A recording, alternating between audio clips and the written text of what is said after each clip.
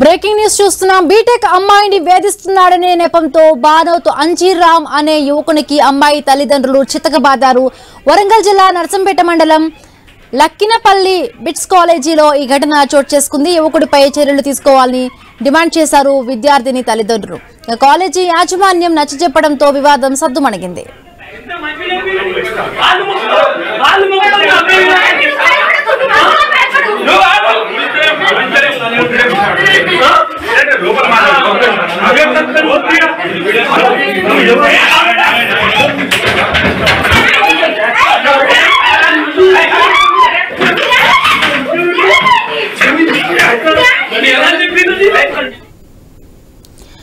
BTech విద్యార్థిని వేధిస్తున్నాడనే నెపంతో విద్యార్థిని తల్లిదండ్రులు యువకుడిని చితకబాదారు.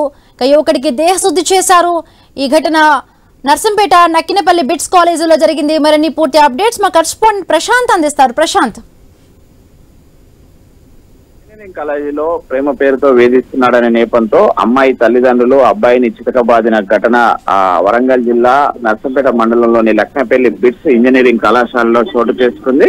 ఈ రోజు అమ్మాయి తల్లిదండ్రులు కోపోద్రిక్తులై బానోతు అంజీరామ్ అనే విద్యార్థినిని అదే కాలేజీలో చదువుతున్న క్లాస్ రూమ్ కే వెళ్లి ప్రిన్సిపల్ ఛాంబర్ లో దేహశుద్ధి చేశారు. ఎందుకంటే తన కూతుర్ని ప్రేమ పేరుతో వేధింపులకు గురి చేయడమే కాకుండా అమ్మాయిని కాలేజీకి రాకుండా భయభ్రాంతులకు గురి చేస్తున్నాడనే నేపంతో అటు అమ్మాయి కాలేజీకి రాకుండా ఇంట్లో ఉండి బాధపడుతున్నాడని తల్లిదండ్రులు గమనించి అడగడంతో ఆ బానోతు అంజీరామ్ తనని ప్రేమ పేరుతో వేధింపులకు గురి చేస్తున్నాడు, కాలేజీకి వెళ్తే నాకు ఇబ్బందులు ఉన్నాయని చెప్పడంతో తల్లిదండ్రులు ఇద్దరు కూడా కళాశాల ప్రాంగణానికి చేరుకొని బానోతు అంజీరామును ఈసీ సెకండ్ ఇయర్ చదువుతున్న అబ్బాయిని చితకబాది దేహశుద్ధి చేసి అటు కళాశాల యాజమాన్యానికి ఆ అబ్బాయి తల్లిదండ్రులకు కూడా ఆ వివరాలు తెలియజేసిన ఘటన చోటు చేసుకుంది. మొత్తానికైతే ఇటు ఒకవైపు ఇంజనీరింగ్ కాలేజీలలో ర్యాగింగ్ పెనభూతమే కాకుండా ఇటు ప్రేమ పేరుతో వేధింపులు కూడా జరుగుతున్న ఘటన ఈ వరంగల్ జిల్లాలోని నర్సంపేట బిట్స్ కాలేజీలో చోటు చేసుకున్న ఘటన చోటు చేసుకుంది. ఈ యొక్క దేహశుద్ధితోటైనా మిగతా విద్యార్థుల లోపల